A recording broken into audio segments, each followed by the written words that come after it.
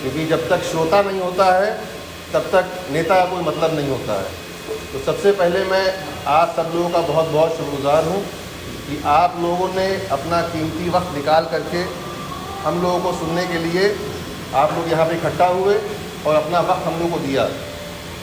कुछ बातें हैं जो आप लोग से करनी है, ख़ास तौर से क्योंकि मैं मुस्लिम समाज से हूँ और बहन जी ने इस उम्मीद से लगाया है कि मुस्लिम समाज के ज़्यादातर लोग जो कि बहुजन समाज पार्टी से कुछ वजहों से हो सकता है नाराज़गी भी हो, पिछले कुछ सालों से मैं देख रहा हूँ, पिछले 6-7 सालों से मुस्लिम समाज का रुख बहुजन समाज पार्टी तरफ से हटा है। उसी सब मसलों पे मैं कुछ आप लोगों से बात करना चाहता हूँ और शायद आप लोगों के जहन में अगर वो बात आ जाए तो उस बात को आप अपने लोगों के बीच में रखिए। जैसे अभी हमारे अर्शी भाई ने एक बहुत अच्छी बात कही कि बहन जी का 2 दिन पहले का ट्वीट, और वो ट्वीट में बहन जी ने लिखा है कि मदरसा एजुकेशन कितनी सस्ती एजुकेशन थी। मेरे बड़े भाई रिजवान भाई बैठे हुए हैं, मैं उनकी पेशे से शिक्षक भी हैं और शिक्षा का स्तर भी जान रहे होंगे कि उत्तर प्रदेश सरकार में इस वक्त क्या है। बहन जी ने उसी बात को लेकर कहा कि शिक्षकों की भर्ती नहीं हो रही है। हमारे रिंकू भैया हैं, उनकी वाइफ भी शिक्षिका है, फैज़ाबाद में शिक्षिका है, और वो भी जान रहे होंगे एक दौर था जब शुरुआत में ये सरकार बनी थी 2017 में, तो शिक्षा मित्रों को संविदा पर रखा जाता था लेकिन उनको परमानेंट नहीं किया जा रहा था, तो उसके लिए आंदोलन हो रहा था। बहुत दिनों तक की शिक्षा मित्रों ने आंदोलन किया लेकिन उसके बावजूद भी उन लोगों को परमानेंट नहीं किया गया। अभी फिर से जिस दिन बहन जी ने ट्वीट किया उसके अगले दिन उत्तर प्रदेश सरकार का ट्वीट आया कि अब हम लोग भर्ती खोलने जा रहे हैं। तो इतने दिन से कहाँ थे? कुछ लोग, हमारा मुस्लिम समाज कहता है कि बहन जी सिर्फ ट्वीट कर देती हैं, कुछ कहती नहीं है। बहन जी के ट्वीट के बाद अगले दिन उत्तर प्रदेश सरकार का रिएक्शन आ गया कि हम शिक्षा भर्ती खोलने जा रहे हैं, शिक्षकों की भर्ती खोलने जा रहे हैं। तो आप बहन जी के ट्वीट की अहमियत समझिए पहले तो, जो हमारे मुस्लिम समाज के लोग हैं।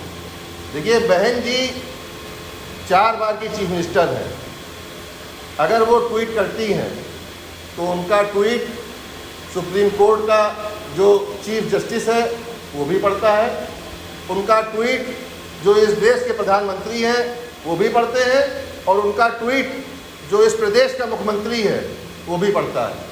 तो उनके ट्वीट की अहमियत है, ये आप लोग को समझना है इस बात को। अब हम लोग क्या बात नहीं समझ पा रहे हैं, और ख़ास तौर से मेरा समाज जो बात नहीं समझ पा रहा है, मैं उस पर बात करना चाहता हूँ।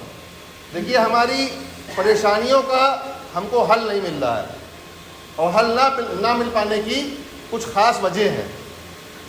वजह ये है कि देखिए, हम लोग संजीदा सियासत नहीं करते हैं। हम लोग सियासत को भी हंसी मजाक में ले रहे हैं, सीरियसली नहीं ले रहे हैं। जब मैं अपने सियासत के शुरुआती दिनों में मैंने सियासत शुरू करी तो मैंने एक एजेंडा बनाया था, क्योंकि मेरा ताल्लुक़ बाराबंकी से है और बाराबंकी में एक कांग्रेसी नेता है, बड़े कांग्रेसी नेता है।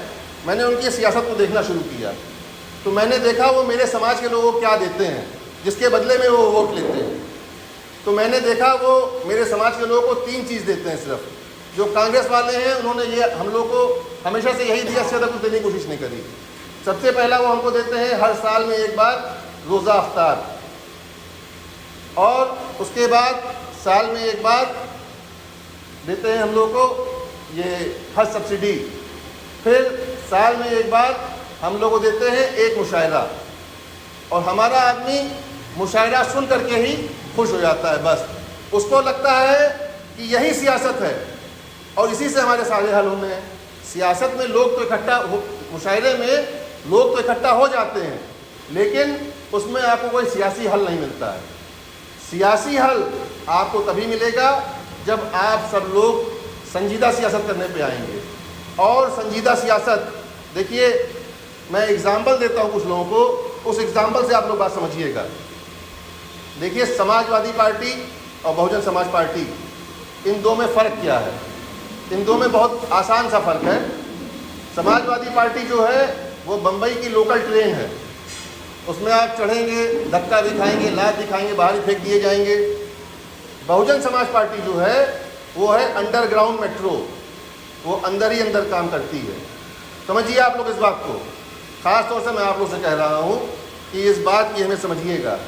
वो कहीं पे भी रोड पे जाके एहतजाज नहीं करती है, रोड पे एजुकेशन नहीं करती है, लाठी डंडा जूता किसी अपने कार्यकर्ता को नहीं पढ़वाती है।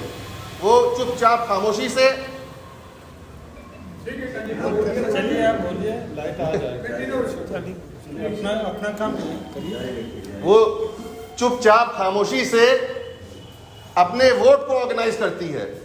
जैसे हमारे अमित गौतम जी बैठे हुए हैं, वो इस बात को ज़्यादा बेहतर बता सकेंगे आपको।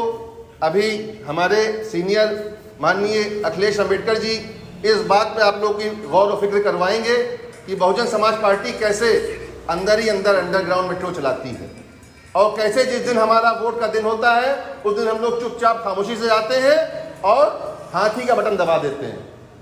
और उसी हाथी के बटन को दबाने से ही आप सब लोग को ये बात मालूम होगा, अगर उत्तर प्रदेश में सबसे पहली पूर्ण बहुमत की सरकार 35 साल के बाद किसी की बनी तो वो किसकी बनी? 2007 में बहुजन समाज पार्टी की। और ये बात आप सब लोग जान जाइए, पूर्ण बहुमत की सरकार उसी दिन से बनना शुरू हुई है। फिर 2012 में समाजवादी पार्टी की बनी, फिर 2017 में बीजेपी की बनी। लेकिन पहली बार अगर पूर्ण बहुमत की सरकार किसी की बनी तो वो बहुजन समाज पार्टी की बनी। लेकिन उस वक्त हमारा मुस्लिम समाज जो था उसने 35 से 40% वोट बहुजन समाज पार्टी को दिया था। सिर्फ आपके 35 से 40% वोट से हम पूर्ण बहुमत की सरकार बना सकते हैं, आप इस बात को समझिएगा। और आपने 2022 में 100% तो नहीं कहना चाहिए, मुझे लगता है 90 से 95% वोट बिल्कुल दीवानगी में समाजवादी पार्टी को दिया। कितनी सीटें जीते आप लोग? आप लोग खुद सोच के बताइए कितनी सीटें जीते आप लोग। और 95 का आप 100 कर देंगे, 105 तो नहीं कर देंगे ना। तो इसलिए आप लोगों को बहुत सिंपल सी बात समझनी है कि अगर हम 2007 में पहली बार उत्तर प्रदेश में पूर्ण बहुमत की सरकार बना सकते हैं सिर्फ अपना 35% वोट दे करके, और अपनी परेशानियों के सारे हल करवा सकते हैं, चाहे वो शिक्षा से रिलेटेड हो, चाहे वो मदरसे से रिलेटेड हो। उर्दू अरबी फारसी यूनिवर्सिटी बनाई गई, मदरसे के लिए माइनॉरिटी कमीशन बनाया गया, मदरसा बोर्ड बनाया गया। ये सब किसने बनाया? कभी आप पूछिए तो किसी से, किसी आप सीनियर से पूछिए अपने जो सियासत में एक्टिव रहे हैं, तो आपको बताएंगे minority commission Bahujan Samaj party की देन, मदरसा बोर्ड बहुजन समाज पार्टी की देन। यही लखनऊ के रहने वाले आप लोग हैं। उर्दू अरबी फारसी यूनिवर्सिटी किसकी देन है? आप लोग बताइए किसकी देन है? मेरे बताने की जरूरत नहीं है, आप सब लोग के सामने वो चीजें गवाही दे रही हैं। लेकिन हमारा मुस्लिम समाज इस बात को नहीं समझ पा रहा है कि सिर्फ 35-40% वोट पूर्ण बहुमत की सरकार बना सकता है। उसके बावजूद हम लोग 90 से 95% वोट शिफ्ट हो जाते हैं कहीं और, जहां पे हमको हासिल कुछ नहीं होता है। इस बात पे आप लोग गौर और फिक्र करिए। सिर्फ और सिर्फ मेरा कहने की कोशिश ये है। बाकी मेरे सीनियर क्योंकि अखिलेश अम्बेडकर जी आए हुए हैं, वो आप लोगों को ये बात बेहतर बता सकते हैं कि दलित समाज किस तरह से आपसे जुड़ना चाहता है, किस तरह से हम लोग ऑर्गेनाइज होकर अगर वोट करेंगे तो हम लोग फिर से शासन सत्ता में आ सकते हैं और फिर से अपने परेशानियों का, अपनी मुश्किलों का हल ढूंढ सकते हैं। बहुत बहुत शुक्रिया आप लोगों का।